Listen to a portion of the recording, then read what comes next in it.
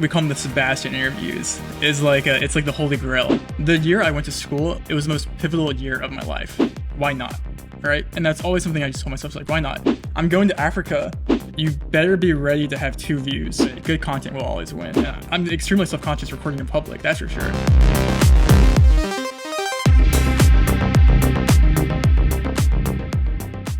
This is the next segment of my 2-hour-long interview with Trevor Rainbolt. If you missed the previous episode, the link is in the description. And stay tuned, after this segment, there will be another episode for the rest of the interview. Thanks for watching. So let's talk about social media. You mentioned that you've been in social media since you're 13, so that's about 11 years ago. What are the insights you're drawing from all your observations, your own experience, from Snapchat to TikTok to YouTube? Yeah. Man, I mean, I could do a TED talk on this, man. Genuinely. Dude. And like I don't want to make my answers like cliche either, so I'm gonna try and like. There's a ton of cliches that I could say here, like. Well, let's take it the other way. What is the most unusual piece of advice that you would have, or unusual insights that you would have? Like the thing that people don't hear all the time, such as, let's say, create original content. You know, make sure you focus on a great title and a thumbnail on YouTube, or focus on retention, like all the kind of stuff that is everywhere on the internet. Is this something more unusual or something that some kind of advice that you feel that is not spread out enough for people to realize what social media is about? The way I look at social media is through the eyes of what I want to watch. If would I post this, would I watch it? How do I optimize it for myself to watch it? The biggest thing I think about too is, especially when I get into GeoGuessr itself, everyone always, if you look at like comments, are like, why is he always saying Google Maps, not GeoGuessr, right?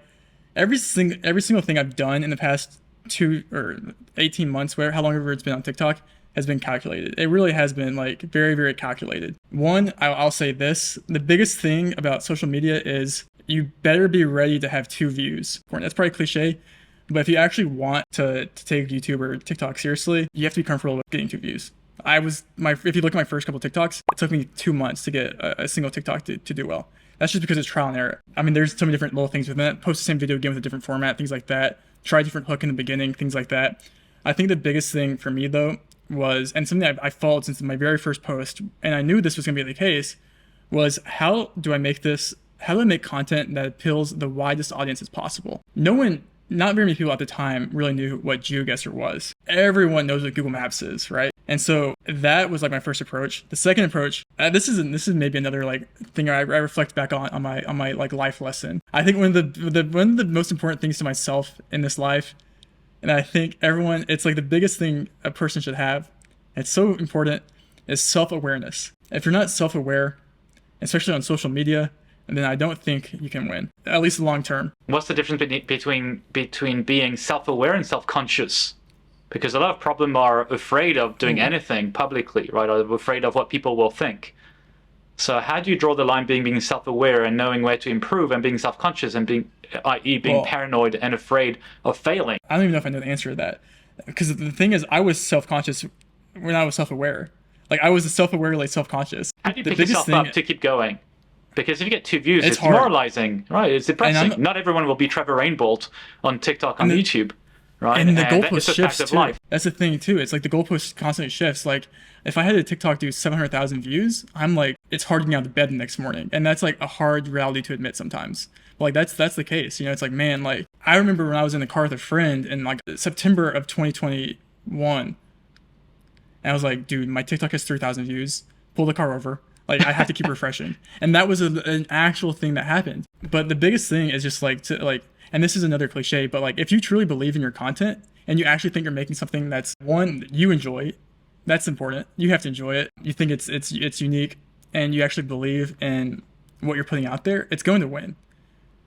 I'm a firm believer, and I will stand by this rule on social media, that good content always wins. I truly believe good content will always win, and. Is that going to say it's going to win in 1 day, or is it going to win in 1 year? Timeline to be determined, but good content will always win. And I truly believe that. So persistence, believing in what you're doing, and patience. Yeah. And I don't want to, like, I feel like this is like where I get into like the Gary Vee-esque, but I don't like that. Like, it's like not like, I don't want to be like, oh, this is like like, you know, like the Tai Lopez of social media. I'm just like a guy that likes posting TikToks, and I found the format that works for me.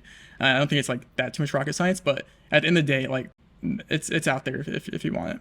I'm going to allow myself to criticize you and question your self-awareness. And the reason I'm going to allow myself to do that is because you've improved since then. But I was shocked. Man, what did you do in Madeira and Germany? The video quality and the audio were terrible. Bro, I'll be honest. Are we not just still in Germany? I did look on Google Street View. This place does have Gen 4. You've invested, I think, in an external microphone since then when you're out and about.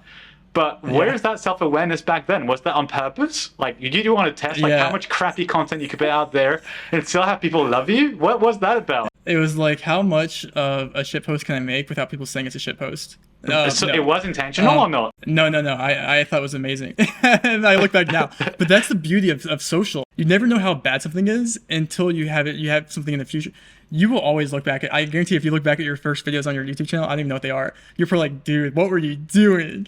It's a constant thing. Now. But these are not your first videos. This is where I'm surprised. They're my first, I've never filmed anything like in person. Putting the camera up like this and like recording myself is like, I remember I was like making the hike, I was like whispering to my phone, like I don't want anyone to hear me. Like I was so like I'm extremely self-conscious recording in public, that's for sure.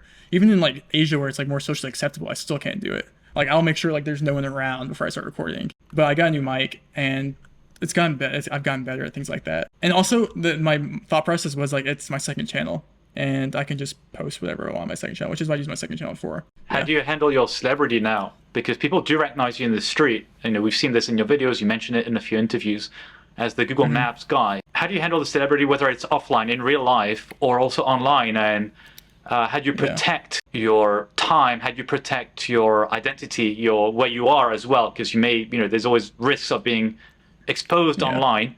So how do you handle that? What did you learn in the process of becoming suddenly famous and to the point that even people can recognize you in the street? What do you do to protect yourself? What do you do to handle that celebrity and all the requests you may be getting as a result? It's been an interesting year, especially for someone that's so introverted. There were days where like I would have like, this is like a thing that goes through my mind is I would purposely go to places where I thought there wouldn't be younger people because I wanted to avoid people that might have TikTok. And I would make conscious decisions to do that because I was so nervous. Older people, you mean older than 24? Thank you very much. Exactly. I would say 23, 22 or 23. Fair. No, I'm kidding. So like I would like avoid like the cool spots in LA or things like that because I was like I just wanted to go get food and like I just don't want it, like as much as I love meeting people, like don't get me wrong, it's the coolest thing ever. There's points where I'm just like I'm super introverted and like it's super hard for me to like have conversations. Like I've gotten so much better at that though. Especially when you're traveling and you're in more places, like where there's more backpackers. So it's like 50% of the people almost, I would say, close. And so it gets pretty overwhelming. But the biggest thing is one, I mean, obviously coming with a GeoGuessr player, I'm always protecting I guess where I am. That's just becoming, I don't think that's from becoming like on TikTok status, but probably more so just like being a person that's actually finding locations. I am self-aware of like what is actually possible. And I'll never post where you are after like an hour you've already left there. Like that's the most important thing. Like for anyone, you should never like post a live time, I don't think. Have you gotten worried at any point? Like threats, or have you gotten worried because of something like that? No, I usually don't post too much of my like, if I ever post anything, it's like an Instagram story of like a poll that I, like in France or something, or Spain or something that I thought was like, here's a Spanish poll. There's one instance where I said, I put like an Instagram story like, who wants to 5K this? And it's like in front of a river in Spain.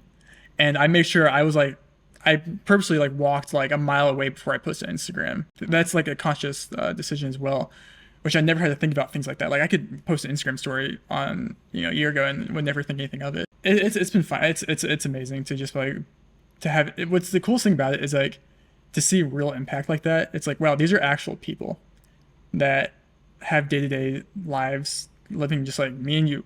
And for someone to be, to recognize and to have for the fact that the Google Maps guy can have some sort of like influence is kind of like crazy in the grand scheme of things. That, geography is kind of cool, which is kind of cool.